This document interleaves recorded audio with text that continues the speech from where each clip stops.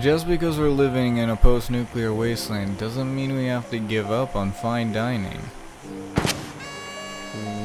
What is that? Here's my lunch. That looks like a pile of mold. It's actually not that bad once you get past the stomach cramps, nausea, and potential liver failure.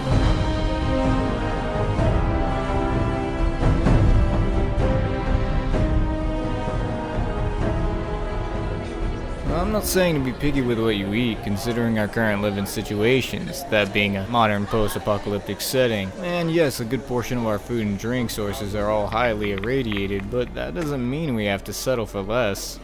I'm a firm believer that there's always ways to procure, prepare, cook, and serve a dish in its most pristine condition possible, no matter what challenges might be on the table. According to my Gullified customers, the meat market's changed drastically in the last 200 years, as have the local crops, but at the same time, the customers have changed too. See, as opposed to the people that were around before the bombs dropped, the palates of today are almost non-existent. I mean, look at what people are working with. Well, we've all been there at least once or twice. Surviving sometimes comes at a cost. Though there are some people that just like to suffer. Oh, that burns. Burns good. You're on your 4th box now. You okay?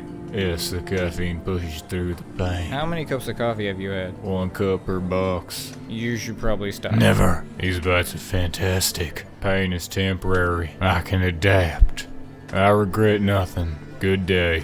You know what? I respect your resolve.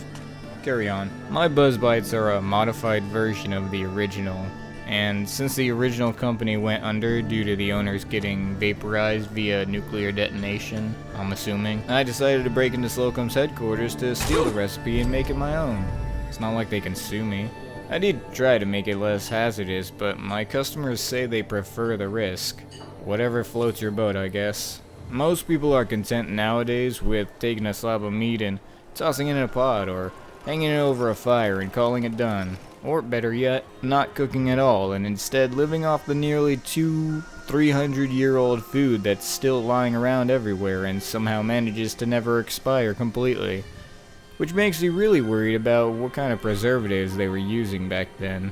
I mean, even the Nuka-Cola products don't seem to ever go flat. Or maybe there's just so much sugar and caffeine that it's hard to tell that they have. But my personal motto on cooking is that every dish should be prepared with all the love that it deserves. Because when I bite into a dish, I want it to bite back. I want to be attacked by the flavors. And when you're in my kitchen and you're doing your flips and chopping the bits and stirring the pot, you learn to expect an aggressive pushback. Oh, shoot, he's tweaking. I hit its nerves. Everybody clear out. I've got just the thing for situations like this.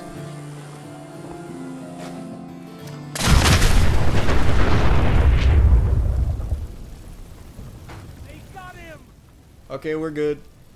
A lot of the cuts of meat we get from animals higher up in the food chain can be particularly difficult to work with and can require an extra bit of tough love to prepare right. And we're talking full workouts for these kinds of meats. The kind that leave you on the floor wheezing. Here we gotta cut a rad scorpion. It's tough, it's gamey, and I've misplaced the stinger that came with it. Now then, let's get to tenderizing.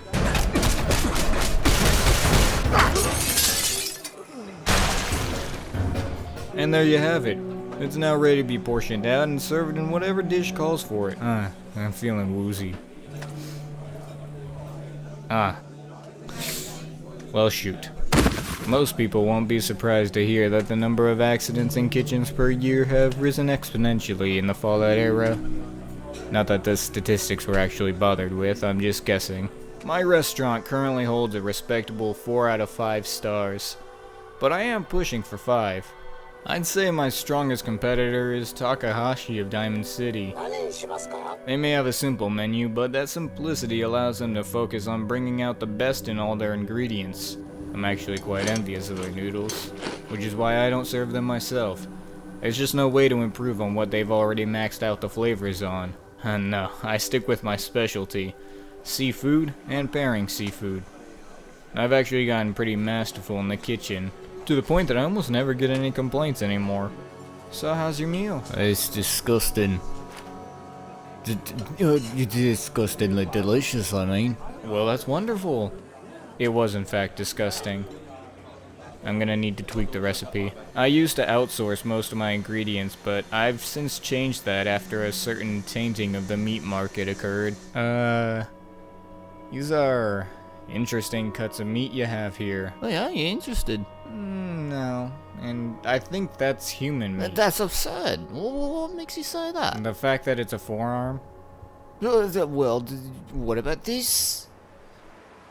No. Nowadays I grow most of my own ingredients and get the meat that I can by trapping the local river. The rest I can get from my most trusted caravan traders or outsourcing to a few Far Harbor vendors. With this change came new issues, as because my products are some of the cleanest out there, I find myself having to defend my turf frequently from rival chefs and businesses. Though the fact that they're taking such drastic measures only helps to prove to me that I'm clearly doing something right. And I have to say, no matter how many guts, gashes, poisonings, burns, and scars I might get in this line of work, if that's what it takes to make the difference between a meal that I have to eat and a meal that I can't wait to eat, then I say it's all worth it.